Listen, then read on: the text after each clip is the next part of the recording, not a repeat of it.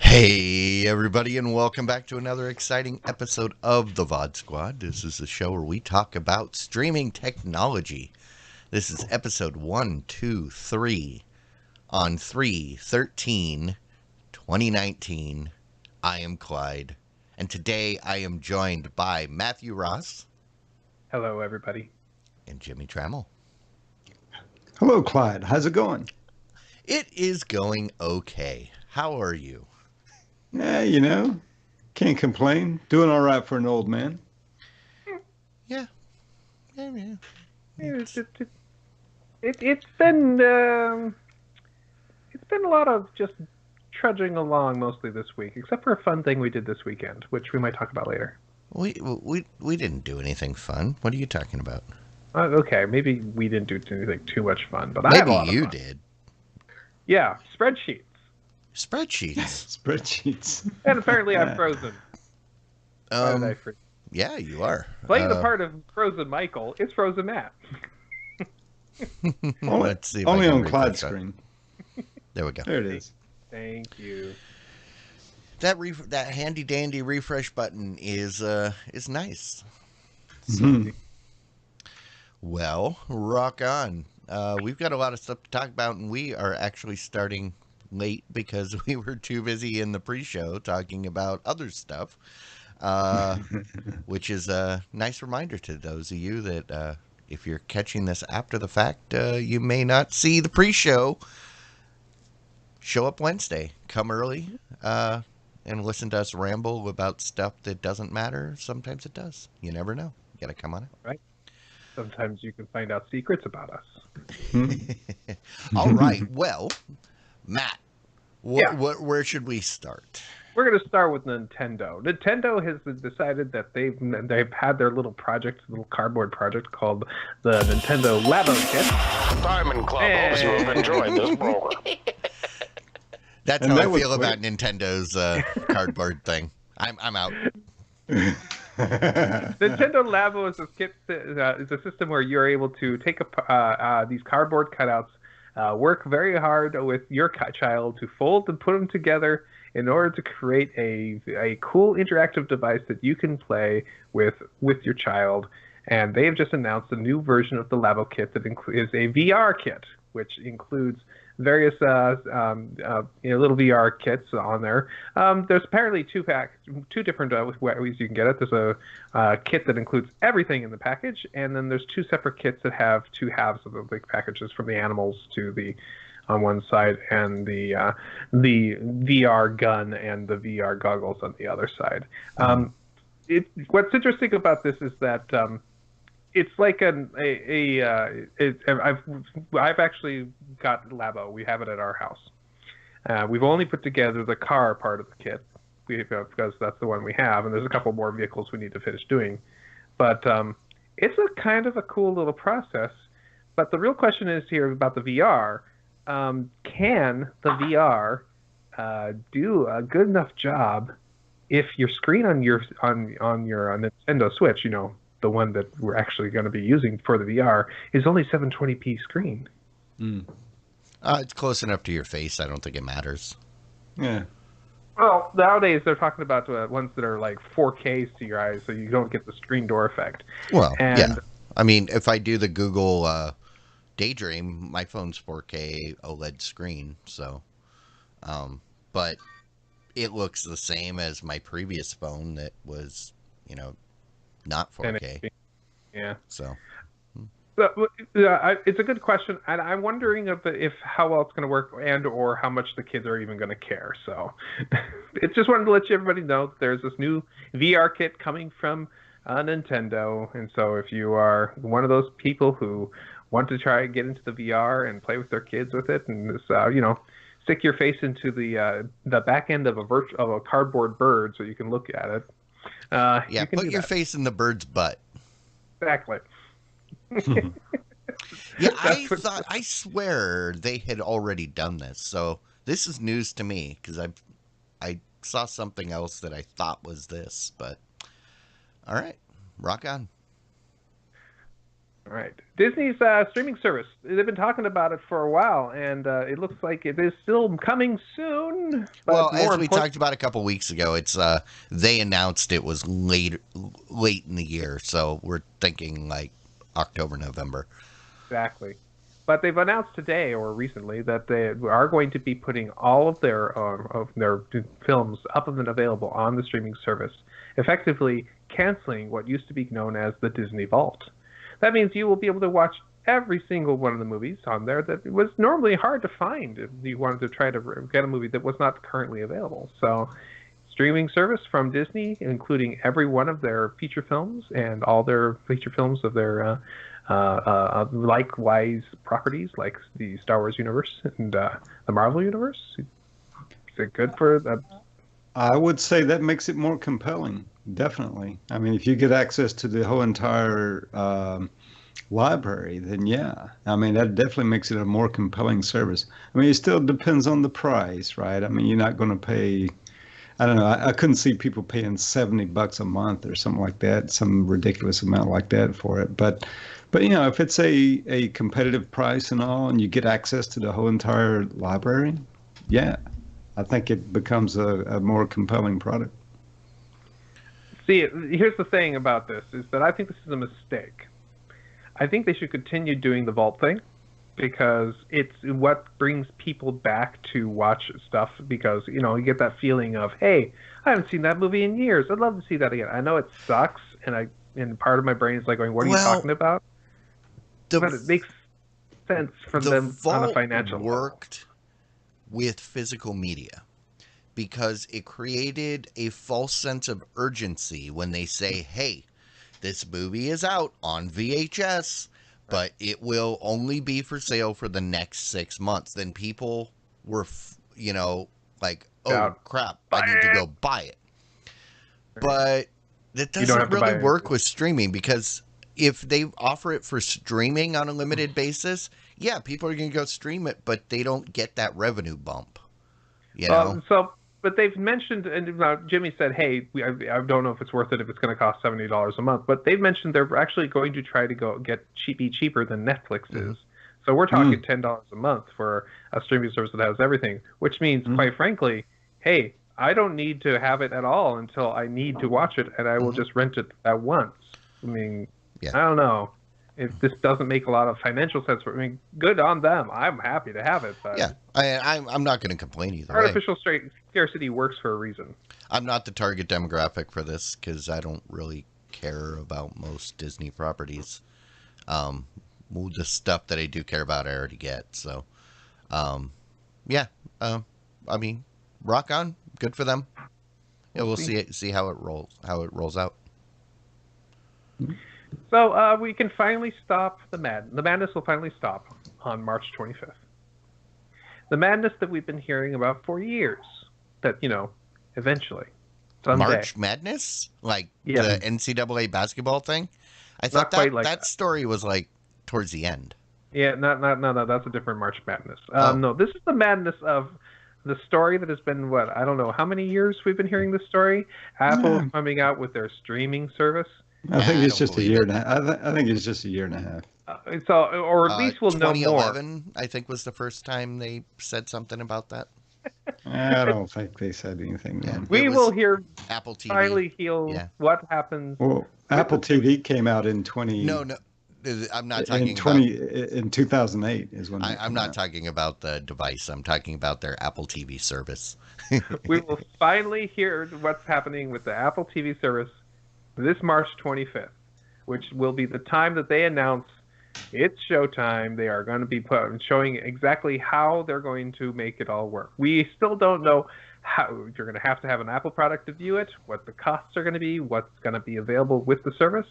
But interestingly enough, in a related story, it looks like Apple is working really hard behind the scenes to make sure that you can get various streaming services like HBO and Showtime's streaming services, and they're working to get these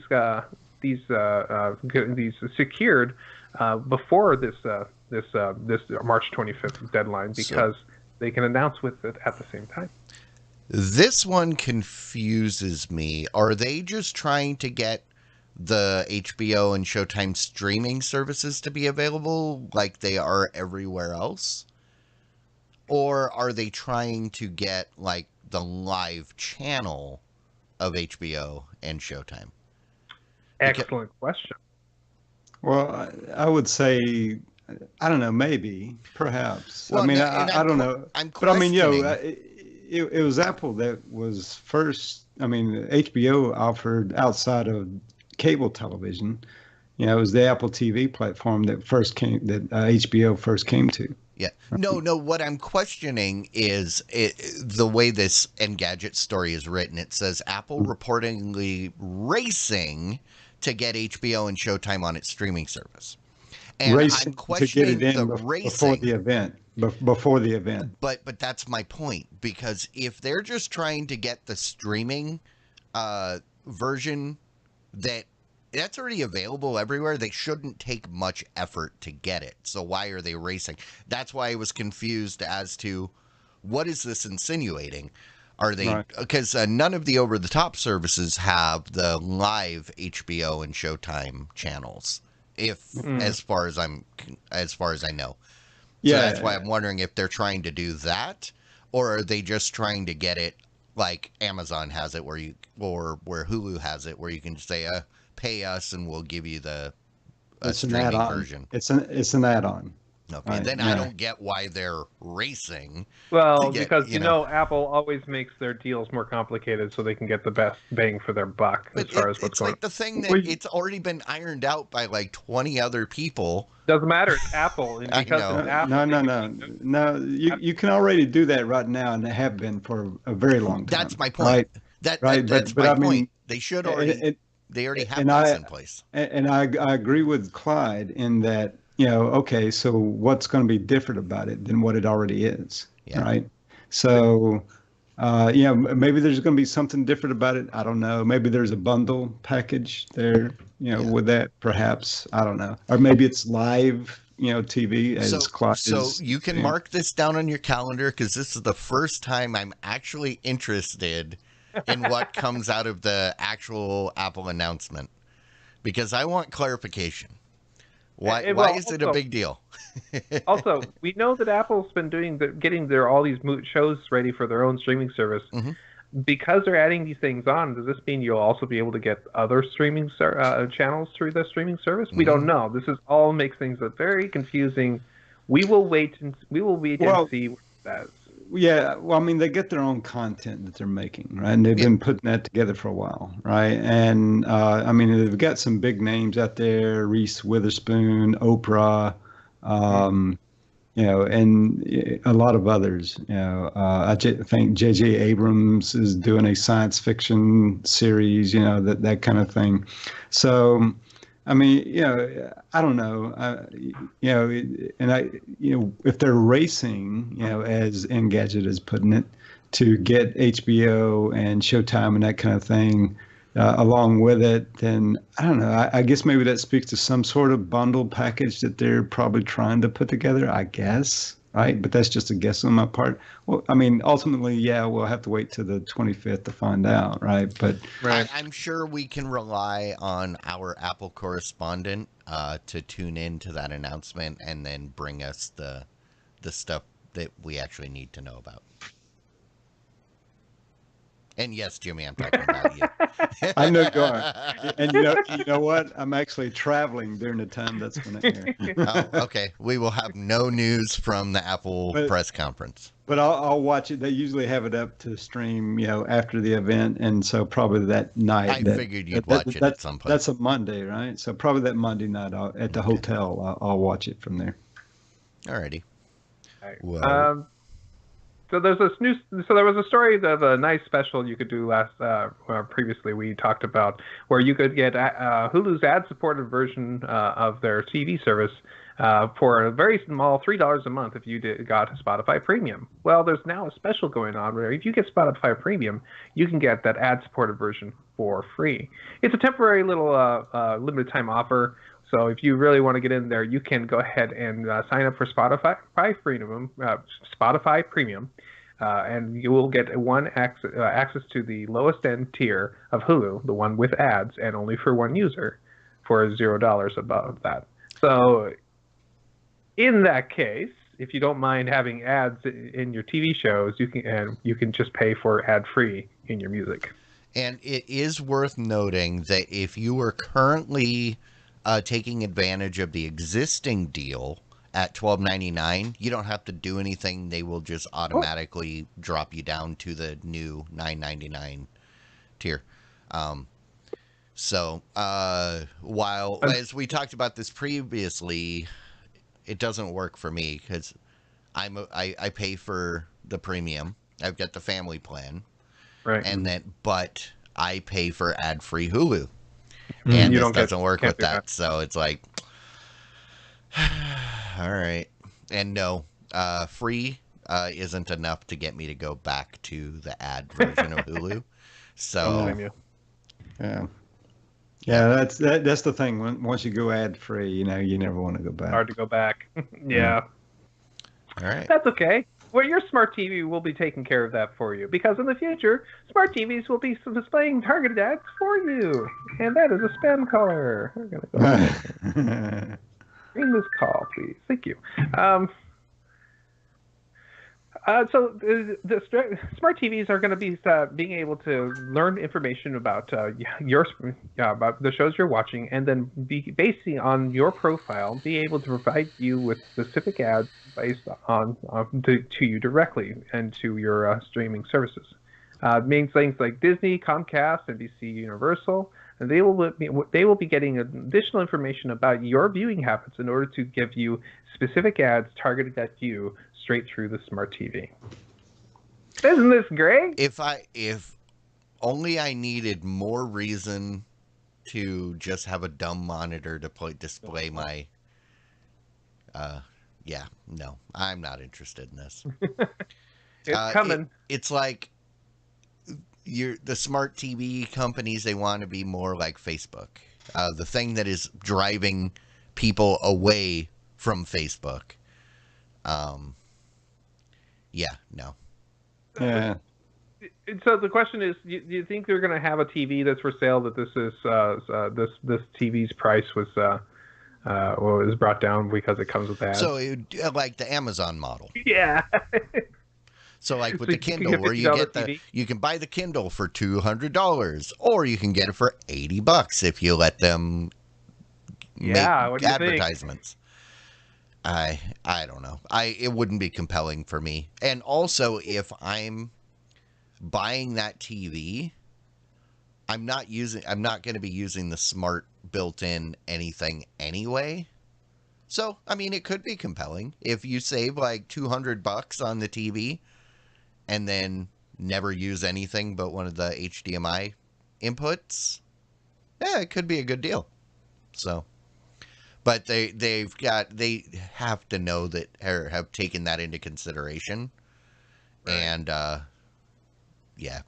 watch these TVs will be like, everything's built in. Why do you need HDMI? And then no HDMI ports.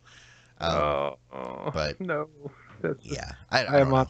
At that point, I mean, if you like targeted ads, or if you prefer targeted ads and you're using services that have ads, yes, that can be more pleasurable because you're actually getting ads that mean something, that aren't just, making you angry.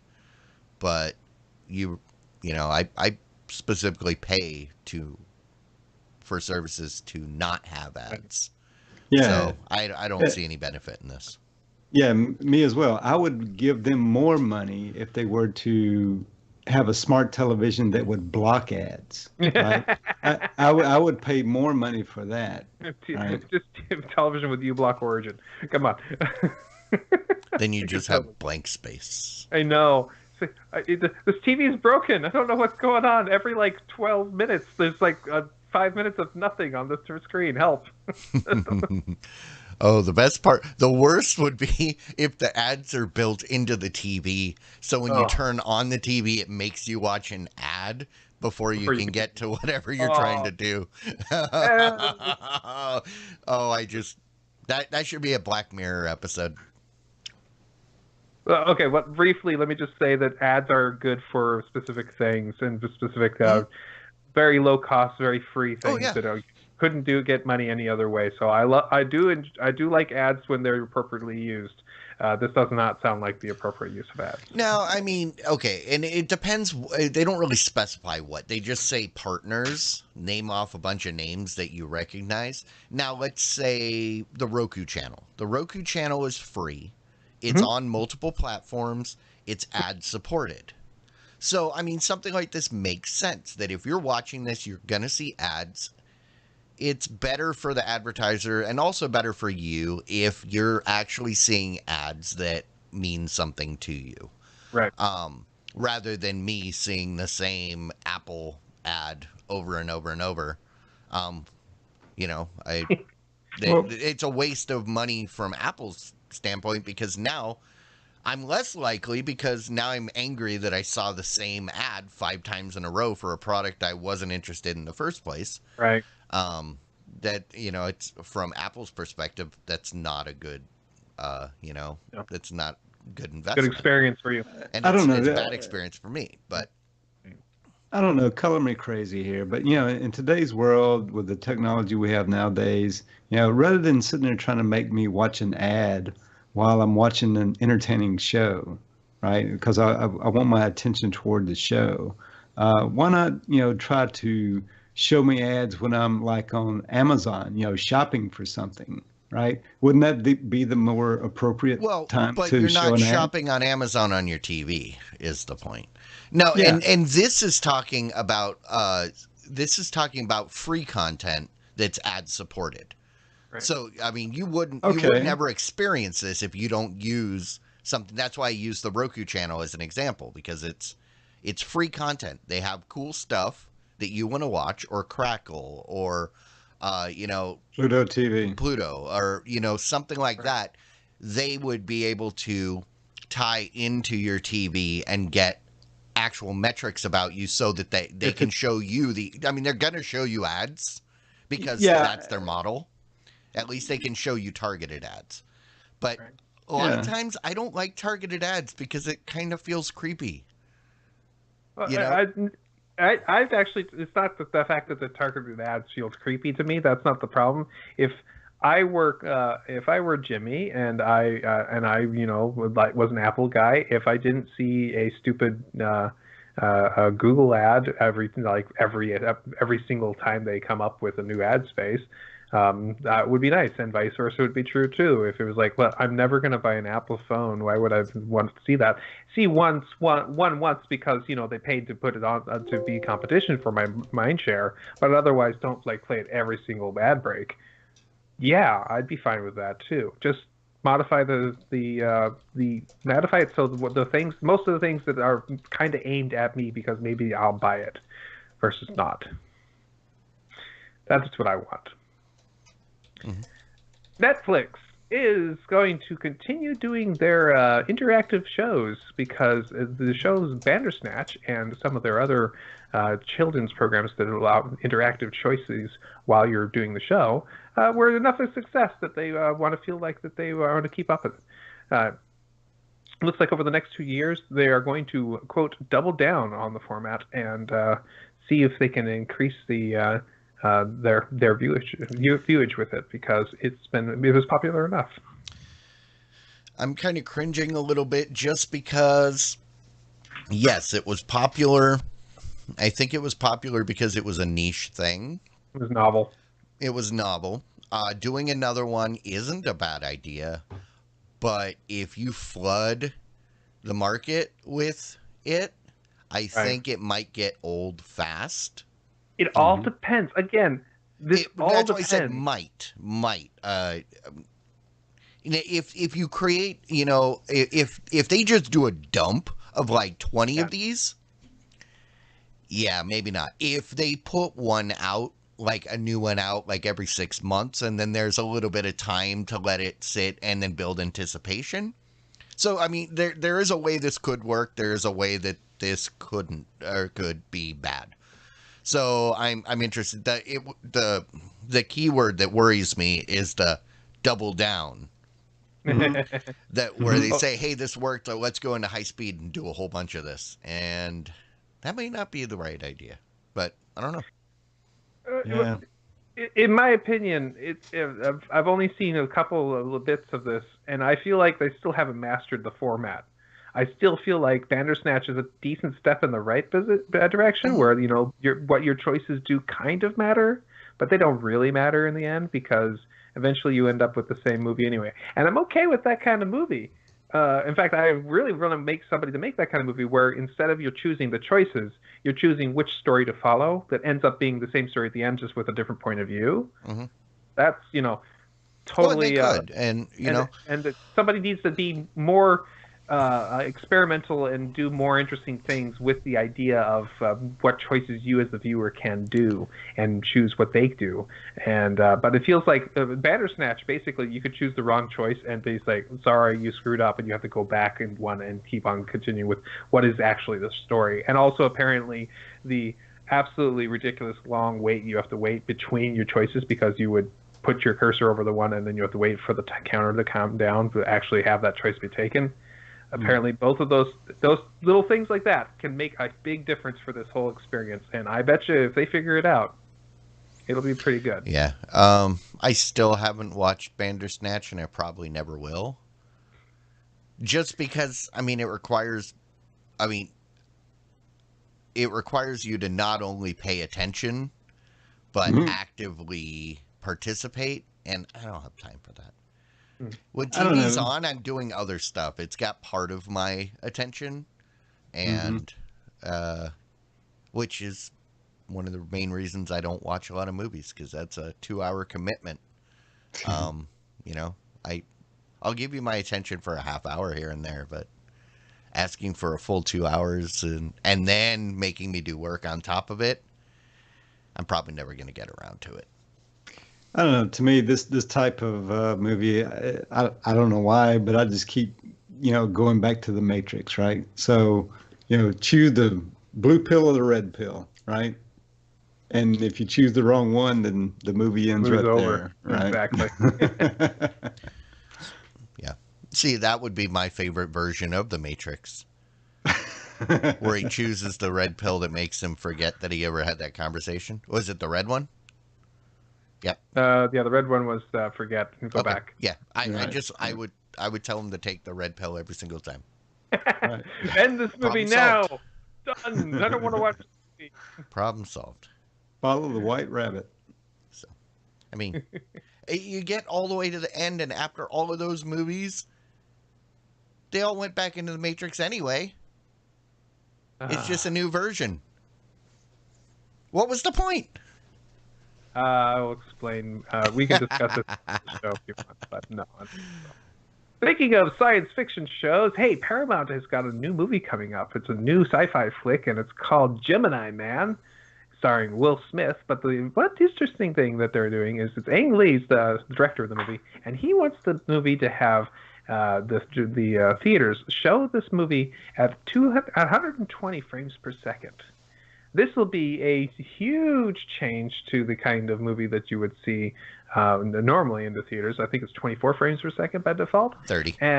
Or 24, 30, I don't remember. And the other interesting thing is that we have had experiments with higher frame rates before, and generally they have not been very popular with the viewers. Well, it's not that big of a deal because the 30 frames per second that cinema uses is a completely arbitrary number. It's just something that everybody said, fine, we will standardize on this. Because up until that point, everybody shot in whatever frame rate they wanted. The frame rate actually has no real benefit. Because the difference was that you would have to have dedicated hardware in the past So if something was filmed in 40 frames per second, you can't throw it on a projector that's set for 30. And so it limited where your movie could be shown because, we only have the capability to show this whatever. Right. So, I mean, if it's shot in 120, then it should be shown in 120. We're beyond the limitation or the need for a standard anymore. And yes, people do talk about the 30 frames per second has more of a dreamy kind of smoothness to it. But so can any other frame rate, if you filmed it and then you display it at the proper frame rate. Okay, well, guaranteed, there are huge differences to most people when you're seeing it at a different frame rate than what they normally present it at. For example, the Lord of the Rings, no, it wasn't, The Hobbit, they tried to put it at 48 frames per second, and some people liked it, and most people hated it. And so it's because it actually looks different to the eye of watching it. And also, you can see gamers right now, they're getting 144 frame per second frames rate on their TVs, and it is butter smooth playing those games. The level of immersion is much easier at those higher frame rates. But the thing that most people complain about is when you watch something in a different frame rate than what it was originally recorded. And that's where you get your soap opera effect. Like with the frame interpolation, it's taking something that was, let's say, 30 frame or 60 frames per second and then doubling it. So it's not natural. Now, if that content was recorded at 120 to begin with, and then you show it at 120, then it'll just look normal. So here's what I think Ang Lee should do. Get me behind this for a second. I think he should start the movie off at the standard 30 or whatever frames per second it is, and then for the act, totally do a Wizard of Oz effect. Suddenly, the action kicks up. Everything's 120 frames per second. Your mind gets blown briefly. The scene ends, and it goes back to normal. You know what that's going to end up looking like? A video game. Every chase scene from every 60s sitcom where the speed is sped up and everybody's running around like crazy, like on Gilligan's Island or whatever. That's what you'll end up with, and then it goes back to normal. Gilligan's Island. You know what I'm talking about. Yeah, the artificially sped up. But I don't know. Actually, there's a dude that made a very compelling argument about the difference between frame rates. I'll see if I can find that video. I watched it the other day, and it wasn't any. I found. I'm like, yep, you're just saying what I've always thought. And but I mean, typically the higher frame rate is better for action movies, I suppose, right? But if it's not an action movie, then I think Clyde's right. You can't really tell any difference, right? Hail to the Chiefess. The gods might be crazy, or it must be crazy. No, like the gods might be crazy. Have you ever saw that movie? The gods might be crazy. Oh yeah, so good. Yeah, but they had a lot of those sped up scenes. Okay, yes, you're right. That's what she's talking about. Okay. All right, rock on. Let's move on. All right. Lowcast. I've talked about this a couple of weeks. They're this cool idea of being a non-profit. Hey, we're going to be in your broadcast area, and we're going to let you over the internet stream the local broadcasting for a donation fee. So they try to get you to get your local services available to you over the web for a simple donation fee. They recommend a fee for like $5 a month or something like that. But they've got a contest going on. It's a competition where you can go in and you can go ahead and put down some cash in order to try to get your local broadcast area as their next one. Basically, they need the funds in order to get the infrastructure to build this out, and if they can get enough money donated, and the cities that with the most donations are going to be one of the ones they pick for the next one, you can get it. So I've looked at it recently, and it looks like Seattle, my area, is actually the top of the list at this moment. So I'm kind of excited about the possibility of Seattle getting Lowcast. I still need to talk to Michael next time around to see if he can get his right now, because he's in the Austin area, right? So I don't know. Yeah, we'll have to try that out. But yeah, so basically, you get to vote with your money and fund it. So, yeah, uh, it. I'm interested in the long term. See how this shakes out. I don't really care about local broadcast anymore. Um, 5, 6 years ago, I probably would have been all over this, but it's one of those things where I realize that when I don't have it, my outlook on life is a lot better. Oh, ouch. No news. Really? Nobody constantly beating me over the head with these are the things that you should be angry about. This is the thing that in your house it's trying to kill you. Wow, this is the kind of stuff you get on your local channels? That sounds that's horrible. the local news. Oh, that was the only reason for the local channels. The only thing the local news does around here is they about every 2 or 3 months they once again freak out that the big one is coming, the big earthquake, and normal news and nothing. I mean, it's pretty straight stuff for the most part. But big one's coming. That's the one that they always like. Everyone's like, oh no, it's the big one's coming. Everybody get prepared for the big, because it's going to wipe out half of the state. So I don't know. The volcanoes will kill us first. So all right.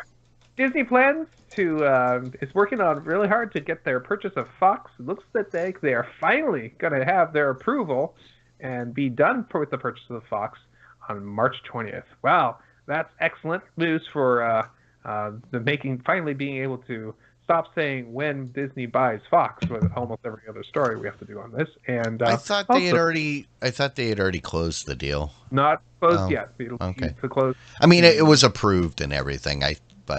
So they're finally gonna pay the money and get the keys to their new home. And finishing the darn paperwork. Yep. Dot the T's and cross the I's. Exactly. All right. All right. So if you're a DirecTV Now fan, I've got bad news for you. Your prices are going up.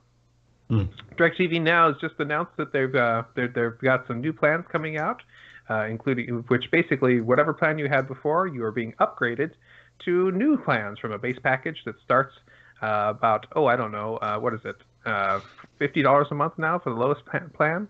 And also, it looks like that they are working on making some channel bundles in there, including HBO on another cost as well. So, it seems like DirecTV Now, which was purchased by AT&T, who promised that they would, make life cheaper for those DirecTV folks, are doing a real good job at keeping their word.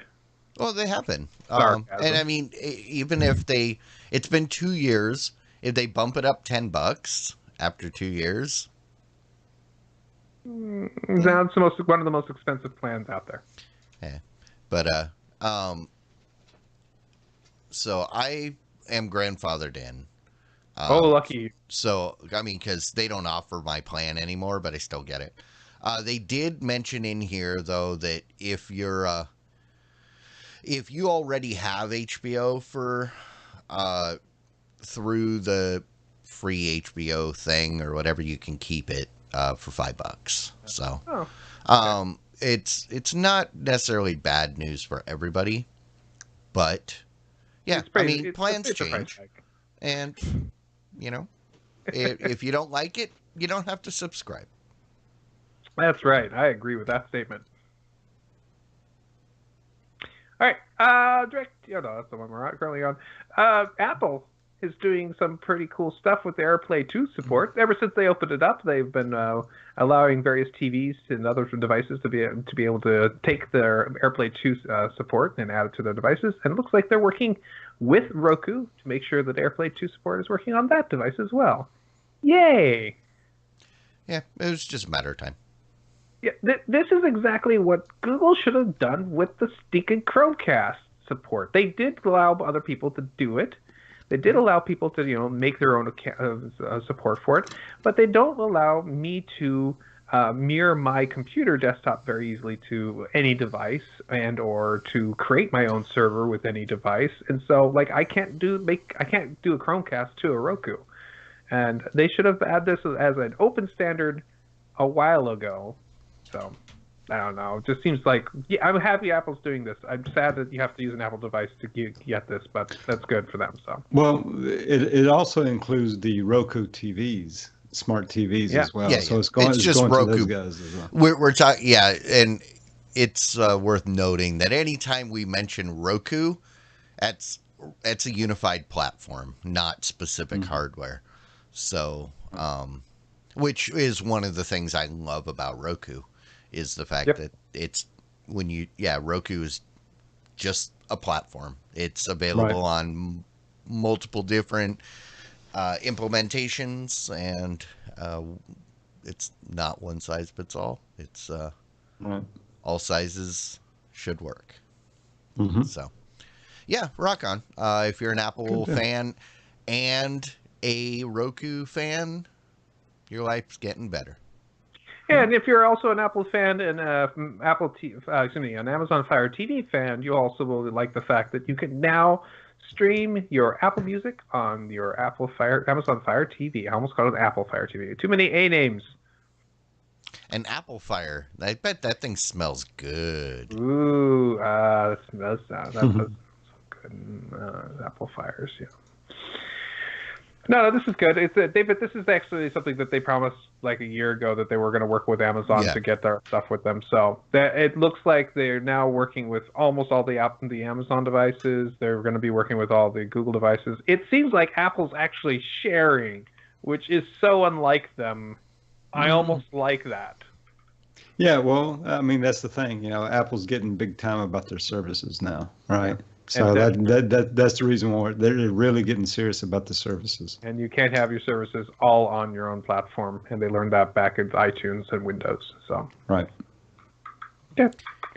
Yep. A little quick upgrade for Amazon and people who are using the Fire TV Recast. They've added support for you to have external hard drives on those services now. And also related to that is actually it's a couple down from that one. Amazon's Fire TV is working really hard on making sure that you can set up your device and you don't need to put in your Wi-Fi password. It should pick it up from your phone that you're setting it up with. It's about time. I didn't know you still had to do that, because none of my Google Home or Google app or appliances have ever asked me for a password, because my phone knows what it is. It just said, should I just use the one on your phone? Yeah. Yes. Well, it doesn't even ask. It just says, I'm connecting to your Wi-Fi. Okay. It might prompt me and say, should I connect to this SSID? Yeah. But yeah, so okay, Amazon, great. One thing I wanted to say about the recast. Yeah. When I saw that, this is the, oh yeah, that thing. Are you saying that the box looks a little plain? No. I always completely forget it exists until there's like some sort of story about it, and you go, oh yeah, that thing. Okay. Oh yeah, it's a little set-top box that can record over the air. Yeah, we need to add that to our list of OTA DVRs. Yep. Because I completely forgot it existed. So. All right. So looks like Cinemia is back in the news. It's got a new ticket discount program. It does not require you to have a subscription with them. You spend about $70, and they give you about $100 worth of tickets. So it's a limited list. You can go ahead and use it within any time of the 1 year. You just go in there and have your movies that you can go ahead and dole them out as you see fit. I'm sure it only works with participating theaters. Yeah, so. I mean, this is no different than going down to Costco and buying a book of movie tickets. Like all those AMC tickets that I gave out. It was like 4 tickets for like $20 or something like that. You know? Good. Yeah, I mean, it's like okay. All right, let's wrap this up with one final story. NCAA March Madness. It's coming up. You're getting some live streams available to you. You will be able to watch it on the CBS app, and it looks like many other platforms as well. But also looks like it's going to be available for you to watch in VR with Oculus Go. And as we said before in pre-show, didn't we have this story like a week ago or 2 weeks ago? And apparently, no, this is actually a news. Yeah, there was some other. I think it was NBA. No, maybe it was NBA. There was a service that was going to bring sports to VR. It was like a VR service that, I don't know. Maybe it was the same. Maybe it's the same service, and now they're just talking about March Madness because that's what people are going to be interested in. But I don't know. So yeah, rock on if you want. If you're into that if you suffer from March Madness, and you want something to put on your face to alleviate the strain, maybe, or add to your and you are not opposed to logging into a device and letting Facebook track everything that you're doing, or if you're willing to borrow somebody else's Facebook account, then Oculus Go might be your way to get this done. All right. Well, on that note, this is the point in the show where we like to say thank you to all of the amazing people that make this show happen every week. The people that make me not go, not this week. Because we've got people that are supporting us monetarily through Patreon. You know, it's like a job. You get up in the morning, it's like, I don't really want to go to work. And then you realize, oh, wait, if I don't go, I don't get paid. All right, I'm going to work. You know, there are weeks like, you know, how I worked almost a 20-hour day yesterday, which also involved me spending over 3 hours on the road. And, you know, today I am dead. But if it wasn't for the patrons and their amazing smiling faces that in the chat room, I probably wouldn't be here today. Oh.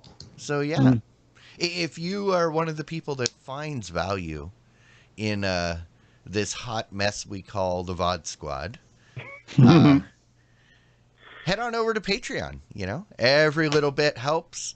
Every little bit makes your voice a little bit louder. It gives you perks like customized RSS feeds and elevated status and special privileges in the Discord.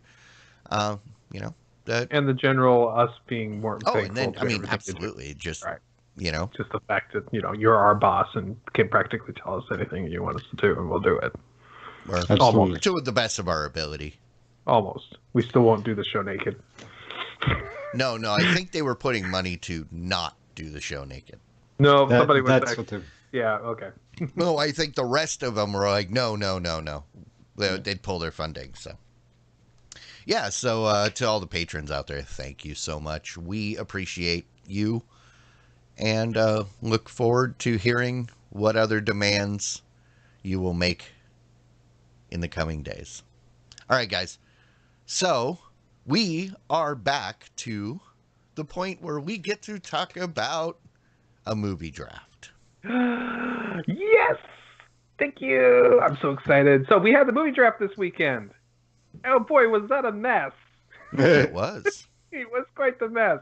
We tried to warn you, W. Scott is one. We tried to say, it's kind of rough on computers to do what you're trying to do. And short version of that story was, nope, we didn't do it the way we originally were planning to do it. Oh, yep, my goodness gracious. Oh, they're locked. That's why. Hold on. I forgot to do this before. We've actually got the draft started. You can go ahead and go to, that's right, I got this new link for us, which is draft.diamondclub.tv/stream team. We'll get you to the draft webpage. We'll put that in the chat so everybody can see. And that will allow you to see the current rankings as they're going, and I will continue to work on this spreadsheet as time goes on. So you will be able to see where things are. And boy, that number needs to be updated. What number? On the actual Stream Team webpage. Oh. It is only showing $6 million. Oh, no, I'm incorrect. It is not. It's showing the right number. I was looking at the movie value number. So we only have one movie in, but I did want to talk about the draft, too. Yes. Draft was fun. Clyde, it was fun. I got to say, you did very well in your choices, sir. Oh, damn straight. That's just how I roll. You've got some amazing movies for some amazing prices. No, I got an amazing movie and managed to get some other movies too. Well, most of those other movies you got for pretty good deals, I must admit. But you did get Avengers Endgame for a steal of $53. You know how much that went for at the Diamond Club draft? 80 something. 95. Okay, 95. Well, that's what I was prepared to go. I was prepared to go to 100 if necessary. Oh, I didn't, but that was just to prevent someone else. But as it got later in the game, as Sassien and I were chatting, I was like, because we were holding off on some stuff, and I realized we can take anything we want, and we're gonna get Avengers, and we may be able to get something else. You got an amazing series of movies. Now, I went ahead and decided to make this spreadsheet to help calculate what our numbers are going to be.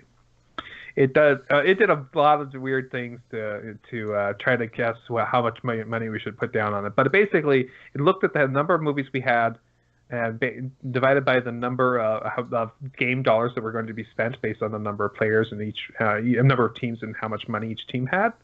And so that calculation basically said, well, every movie on average is going to be worth $20. And so we did a little bit of finagling based on how much money we think that each movie would make. And so I asked Michael and Jimmy to go ahead and make some estimates on that. And so we got some numbers in here. And basically, we started going through the draft, and when we saw movies coming up for a certain amount of money, and like it was going for that amount of money, and it was going to go away. It was well under that amount of money that people were going to spend. That's why we were starting to buy all those movies early, because really, were worth that amount of money based on the economics of the available funds in the system. Well, you used my normal strategy of just get stuff cheap, right? With the exception that I normally do that at the end, right? Because I have money, and then I will just get it so that somebody else can't. But no, I use a very, very scientific method. It's called my gut. I use a slightly less bother. Scientific. I'm just kind of roll with it, see how things are going, watch people's facial expressions, and bid until I start to go, no. See, I use a completely unscientific method called math. So math? Isn't that the stuff that people blow up their like rockets with? Totally. Out in the desert. So unscientific. Yeah, out in the desert, the rockets are blown up because of that math. No, I actually got saved because that first time the Draft Raptor went away. I was there. I was hovering. I was just about to put in that final bid, or bid him up. And I was like, I don't know if I want to. And the Draft Raptor crashed. And when it came back, it was Ritual Miseries. And I went, awesome. It made the decision for me. I didn't want it after all. So that was Spider-Man, and they got that for $25, and that was a steal. I was going to go 26. Yeah, well, we were going to keep going and fighting for it, but and I'm glad that I didn't, because I could have paid way more than that, and then I wouldn't have been able to get both Avengers and it. So yeah, so all of our movies are like low rent, but we don't need them to make much money for us to break even. As on long as you're almost not, all as of long them. as you're not in last place. And yeah, so just so you know, Jimmy, we're guaranteed not to be in last place. No, well, Yep. I wouldn't say guaranteed because there is a I chance. would say guaranteed. All right, go ahead and say that now because then we will. When you guys end up in last place, I'm gonna play that soundboard over and over and over. I mean, it's always possible. You Sure, could it's always find possible. out that the lead actor in every single one of your movies gets Me Too'd and they all get boycotted. You could end up in last place. Absolutely, it's possible. That being said, with game night, by a slip Hey, of if somebody, if Longshot is true to its name and pulls a $600 million, it has to make $500 million to break even. So it is a long shot. So, but yeah, that, and like I said, it's not probable, but it's not impossible for you but here's guys. the thing: you said earlier that that the fact there's a pre-show that the fact that got purchased accidentally for so much, it did ruin the pool of money, and so people had. Yeah. Wait. So there was basically less money in the pool in their team, but everybody else was able to Well, there's less competition, so you didn't have you had one less person fighting and driving prices up, so yeah, and that makes a huge difference. You know, if there's 4 people trying to get a piece of the cake, you get much bigger pieces when there's only 3 people. Right. You know, with a lot less effort. So again, Fitz, I thank you. I am not I'm not being funny. I'm not being facetious. I hold Fitz as the MVP of the draft. Really? At least for my slate, I owe it all to him. Well, and if I win, I will give. If I win again, to regain or keep up my summer performance, I will make an official statement thanking him, kind of like they do at the Academy Awards. All right. I think that I will dedicate my win to him. Hey, and let me put it this way: if game night wins, I will give him. I will drive to Georgia and give him a high five.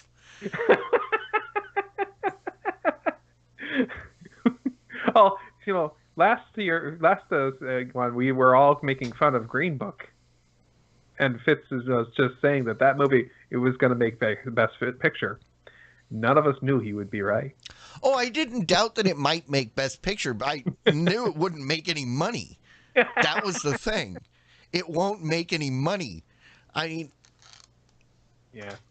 Yeah. I don't know. By my estimate, I think we got 4 movies that potentially could hit 200. Yeah, the numbers are there for us because we have so many, and most of them actually don't need to make that much money for us to do okay. And if we have a couple of big hits out of them, which we actually might, our biggest worry is the movie Yesterday, because we actually got kind of close to our numbers on that, but but it could blow up big. I mean, it's a Beatles movie. It could blow up in your face. Well, yeah, and it could blow up in our face. But it's the kind of movie that might make all the monies for very little amount. So, well, the thing is, I think Yesterday is coming out. It comes out just before the 4th of July holiday, right? So it's like the weekend before that, right? And so I think at the time that it's released is going to play into how well it does, right? The same thing with a couple of our other movies that are come out at a good time. The timing that the movies are released is good, and that's one reason why we bidded on some of those movies the way we did. And you guys also got the Kim Jong-un biopic, right? You mean Ugly Dolls? No, Rocket Man. Rocket Man, yeah. Yeah. Sorry. Isn't that not him about him? No, it's not about it. It's Elton John. Yeah, we picked up all the various. Hey, we want a movie about musical acts. We got all of them. And The Ugly Hustle Dolls. and Ugly Dolls. Right. Yeah, I mean, our first movie doesn't even come out until May 3rd. We'll be at zero until May 3rd. Well, right? the good news is after that we've got a pretty steady release all the way through the rest of the draft. So we got that first third of the draft. We're going to be pretty blank, but then after that we're going to have releases pretty. The one that I'm actually pretty stoked about is Us. I got that for $7. Us is gonna it's gonna be okay. I think you'll do. I think you'll do all right with Us. Yeah, I think you will. I think that's a good. That was a good buy. I was willing to put up a little bit of a fight for that one, and nobody fought me. So I'll take it. Like and that's my first movie. That's my first movie to come out too. So yep. Like your purchase of The Curse of La Llorona. Oh well, nobody fought me on that one. $4. I and we're like, sure of that. Yes. Well, and the only reason I bought The Curse of La Llorona is I bid $4 because game night had $4. So if I bid $4, they couldn't. And then I expected someone to outbid me for $5, and I would have let them have it. But you can $4, I'll take it. I will take it. All right. So, alrighty. Well, we should do some rants and raves real quick.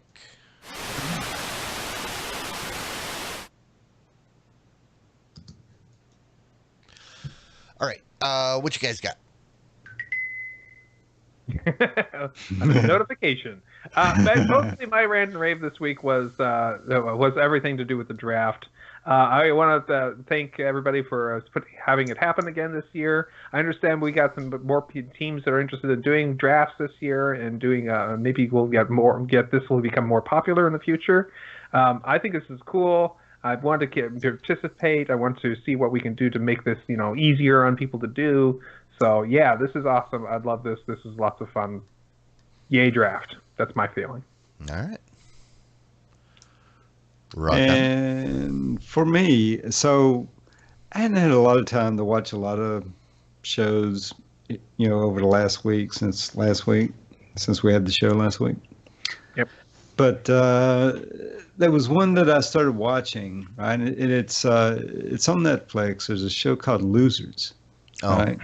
And just the name kind of intrigued me a little bit. And I think I'm about 4 episodes into it. And yeah, it's pretty interesting. It's a sports series, right? It's about sports, right? And these are losers in sports. And but the story of each one of those that I've watched so far is pretty interesting. And the episodes are only like about maybe 25 minutes long, something like that. Not a real long show each episode. Yeah. Right? Each episode is like a mini documentary about a specific figure in sports. Yeah, it's either a person or perhaps maybe a team or something of that sort, right? So yeah, it's pretty interesting so far. Yeah, I like it. And I think I'm going to watch this one all the way through, right? So it's pretty good. I like it. I over the weekend I caught a couple episodes of that too. Except when it was like the second or third episode, the curling one. Mm-hmm. I don't know how, because the show's supposed to be about people that like basically failed, and how it happened, right? Mm-hmm. Except the curling one wasn't about losers. It was about a guy that found a loophole and exploited it and won so much that it forced the league to make new rules. He wasn't a loser.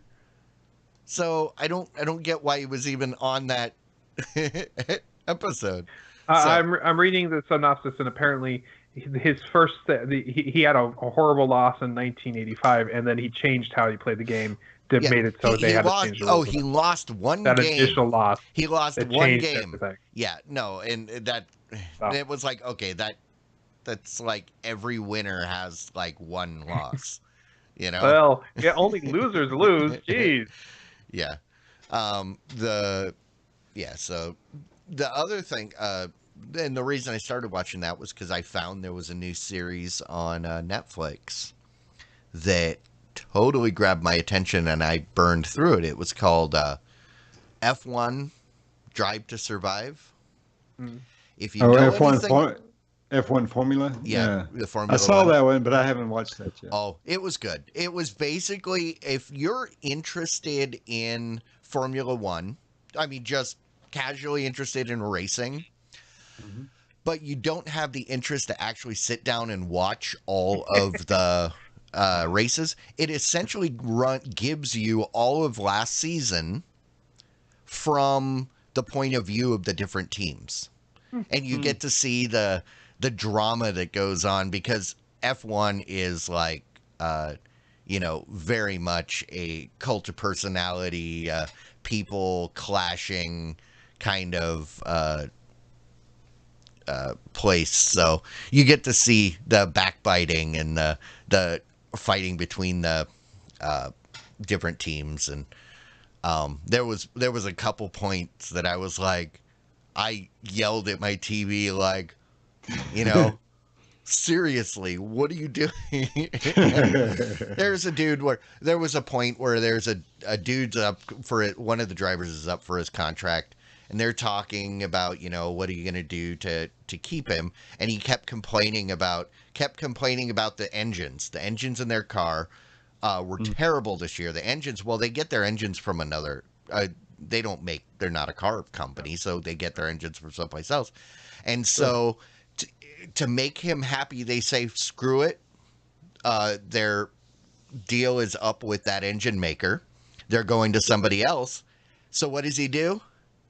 Oh, no, I'm leaving. And he signs on with the team owned by the engine company that he was complaining about. And it was like, what the hell? And wow. But yeah, it was really cool. It was a really cool peek in behind the curtain into operations, and I love F1, but I just don't have time to sit and watch all the races. How many episodes is in that one? Like 8, 10, and they're fairly quick. Okay. So you get a whole season. Yeah, you get a whole season of racing, plus background, and very cool. Pretty quick watch. Okay. Well, we should go ahead and end this. We can head on over to go to tvs.showbot.tv to vote on titles. And that is right. Those crazy people that participate in our chat room have been submitting titles this entire show. So if you're not here live watching this and participating, you should be. Why aren't you here? We do this live every Wednesday night at 9 p.m. Central on Twitch. And if you're here, you get to stick around for the post show where we select a title, we talk about ridiculous stuff, and answer questions, whatever. So, yeah, if you're watching this after the fact, join us live sometime. We miss you.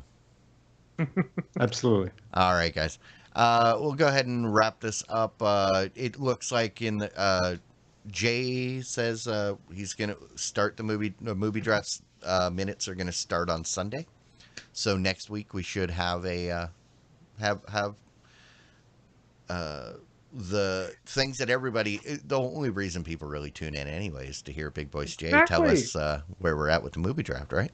To tell us that Have a Drink is currently going to be in the lead at least until March 22nd. Until Poodle Puncher pushes them out of the way. All the money with us.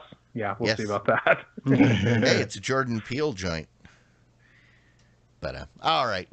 I guess we can call that quits, and we will see everybody next week if you're not here in the after show. Indeed. Bye. See you guys later. Diamond Club hopes you have enjoyed this program.